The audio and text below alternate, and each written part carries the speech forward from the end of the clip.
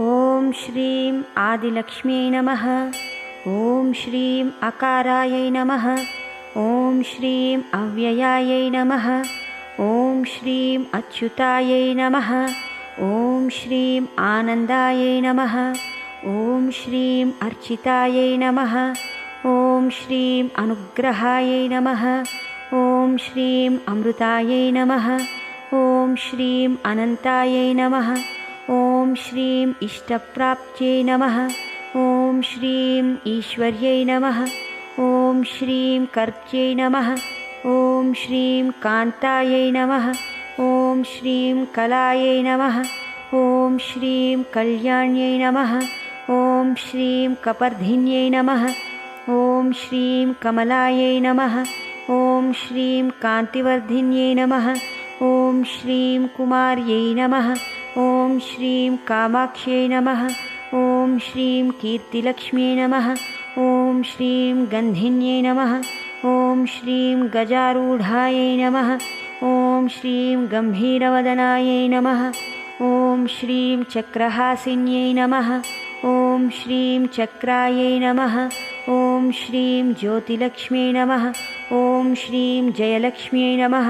ॐ श्रीं ज्येष्ठायै नमः। ॐ श्रीं जगज्जनन्यै नमः। ॐ श्रीं जागृतायै नमः। ॐ श्रीं त्रिगुणायै नमः। ॐ श्रीं त्रैलोक्यमोहिन्यै नमः।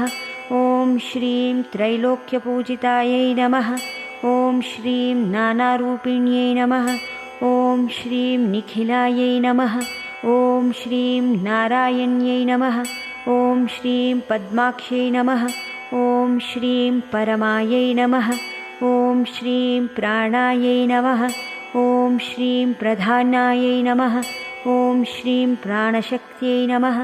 ॐ श्रीं ब्रह्मण्यै नमः। ॐ श्रीं भाग्यलक्ष्म्यै नमः। ॐ श्रीं भूदेव्यै नमः। ॐ श्रीं बहुरूपायै नमः। ॐ श्रीं भद्रकाल्यै नमः। ॐ श्रीं भीमायै नमः। ॐ श्रीं भैरव्यै नमः। ॐ श्रीं भोगलक्ष्म्यै नमः। ॐ श्रीं भूलक्ष्म्यै नमः। ॐ श्रीं महाश्रियै नमः। ॐ श्रीं माधव्यै नमः।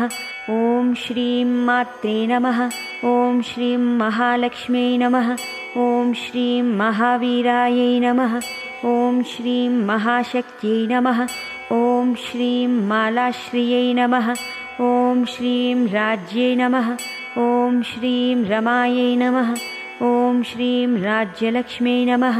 ॐ श्रीं रमणीयायै नमः। ॐ श्रीं लक्ष्म्यै नमः। ॐ श्रीं लाक्षितायै नमः। ॐ श्रीं लेखिन्यै नमः। ॐ श्रीं विजयलक्ष्म्यै नमः। ॐ श्रीं विश्वरूपिण्यै नमः। ॐ श्रीं विश्वाश्रयायै नमः। ॐ श्रीं विशालाक्ष्यै नमः। ॐ श्रीं व्यापिन्यै नमः। ॐ श्रीं वेदिन्यै नमः। ॐ श्रीं वारधियै नमः। ॐ श्रीं व्याघ्रे नमः। ॐ श्रीं वाराह्यै नमः। ॐ श्रीं वैनायकै नमः। ॐ श्रीं वरारोहायै नमः। ॐ श्रीं वैशारद्यै नमः। ॐ श्रीं शुभायै नमः। ॐ श्रीं शाकम्भर्यै नमः। ॐ श्रीं श्रीकान्तायै नमः। ॐ श्रीं कालायै नमः। ॐ श्रीं शरण्यै नमः। ॐ श्रीं श्रुतये नमः। ॐ श्रीं स्वप्नदुर्गायै नमः। ॐ श्रीं सूर्यचन्द्राग्निनेत्रत्रयायै नमः। ॐ श्रीं सिंहगायै नमः। ॐ श्रीं सर्वदीपिकायै नमः। ॐ श्रीं स्थिरायै नमः। ॐ श्रीं सर्वसम्पत्तिरूपिण्यै नमः। ॐ श्रीं स्वामिन्यै नमः। ॐ श्रीं सितायै नमः। ॐ श्रीं सूक्ष्मायै नमः। ॐ श्रीं सर्वसम्पन्नायै नमः। ॐ श्रीं हंसिन्यै नमः। ॐ श्रीं हर्षप्रदायै नमः। ॐ श्रीं हंसगायै नमः। ॐ श्रीं हरिसुतायै नमः। ॐ श्रीं हर्षप्राधान्यै नमः। ॐ श्रीं हरित्पतये नमः। ॐ श्रीं सर्वज्ञानायै नमः। ॐ श्रीं सर्वजनन्यै नमः। ॐ श्रीं मुखबलप्रदायै नमः। ॐ ॐ श्रीं महारूपायै नमः। ॐ श्रीं श्रीकर्यै नमः। ॐ श्रीं श्रेयसे नमः। ॐ श्रीं श्रीचक्रमध्यगायै नमः। ॐ श्रीं श्रीकारिण्यै नमः। ॐ श्रीं क्षमायै नमः इति श्री आदिलक्ष्मी अष्टोत्तरशतनामावली समाप्तम्।